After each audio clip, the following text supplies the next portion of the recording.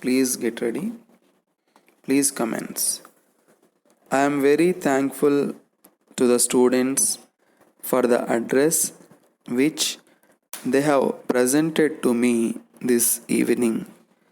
I have spent a great part of my active life in the midst of students, and there can be no greater joy than to be in the midst of students again, to be in touch with their glowing enthusiasm and with their happy and hopeful natures.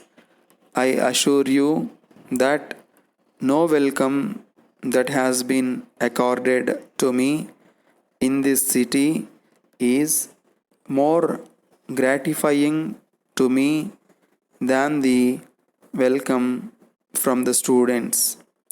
I wish my task was over with this brief acknowledgement of your kindness, but I fear that you expect me to give you some advice which it is so easy to give, but which it is not always easy to act upon. However, since you have been so good as to present this address to me, I must, on my part, discharge such responsibility as rests on me on this occasion. I believe that the subject of the duties and responsibilities of students is one of the most well known subjects on which anybody could be called upon to speak.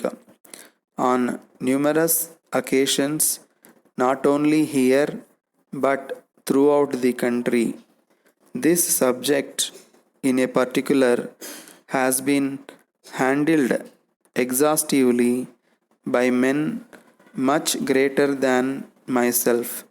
It is not, therefore, possible for me on this occasion to say anything new or anything that may be particularly useful to you.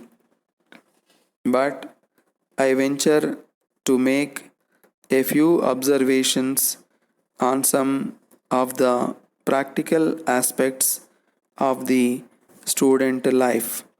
It is often said that the days of student life were, in some respects, the happiest days of one's life. I confess that I was not in those days quite able to understand where the happiness lay. However, since I began what may be called my later life and saw most of the world outside, I began to understand, and now I understand more and more every day for the deep significance and the meaning of that observation. There is no doubt whatever in my mind that if I could now go back once again to the days of studenthood, I would do so at once with pleasure. The life of a student is, comparatively speaking, a sheltered life. There are, of course, certain responsibilities which you cannot get rid of, but you occupy a position of vantage in regard to the performance of these responsibilities. The responsibilities are definite and they are assigned to you by those who are willing to take care of you, and there is no need to be constantly exercising your own judgment. You know that in later life the position is reversed. Instead of others helping you, you have in the first place to help yourself. Often you have to help others and thus have the worry and anxiety of watching the eternal conflict, the awareness of the little done and the vast undone.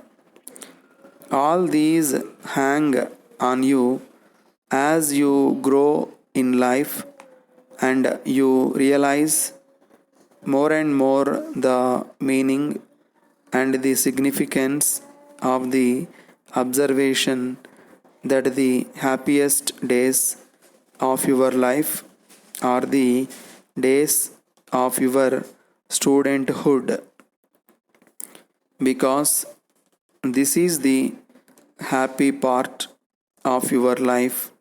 There are therefore certain responsibilities attached to it which must be well discharged by you.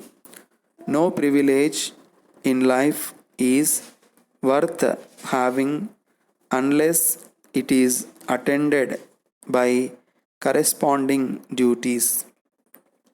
Dear sirs, we thank you for your letter of 10th May sending a draft for rupees 3000 towards part payment for the first consignment of books sent to you.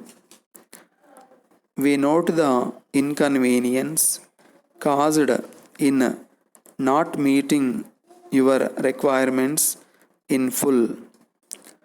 We may inform you that it is due to circumstances beyond our control, due to some misunderstanding with the management. The labor has adopted go slow tactics for a period of about 2 weeks during the month of April. Fortunately, an agreement has been reached and all pending issues have been settled in a spirit of cooperation and understanding, and we are taking prompt action to comply with all the orders on hand within the next 2 or 3 weeks. We appreciate your suggestions for improvement in the matter of printing and get up of the book. We have examined your suggestions in greater detail and have issued instructions to the press manager to implement your suggestions wherever possible, subject to there being no addition to the cost of production or increase in the price of the book.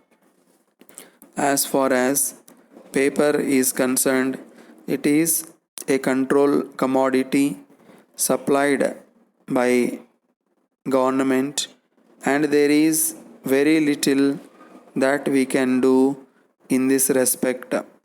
Even so, we will take up this issue with the government and the suppliers at the appropriate time and try to get quality paper next year as suggested by you. Thanking you, yours faithfully.